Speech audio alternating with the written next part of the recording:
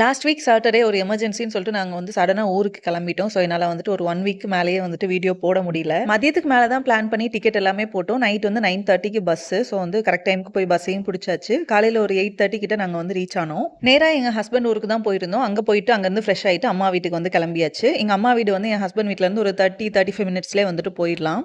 அம்மாக்கு கொஞ்சம் உடம்பு சரியில்ல. அதனால தான் நான் வந்து ஊருக்கு போயிருந்தேன். ஸோ குக்கிங் எல்லாமே இந்த தடவ நான் தான் ஃபுல்லாவே பண்ணேன். வீட்டு வேலையுமே வந்து பண்ணேன். எனக்கே ரொம்ப வித்தியாசமா இருந்துச்சு.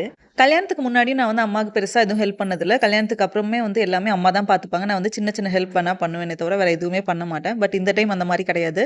எல்லா வேலையுமே நான் தான் பண்ணிட்டு இருந்தேன். அன்னைக்கு சண்டே அப்படின்றதுனால ஃபுல்லா வந்து நான்வெஜ் மெனு தான் நான் பிரிப்பேர் பண்ணியிருந்தேன். ஃபுட் எல்லாமே வந்து ரொம்பவே நல்லா இருந்துச்சு. அம்மாவுக்குமே ரொம்ப பிடிச்சிருந்துச்சுன்னு சொன்னாங்க.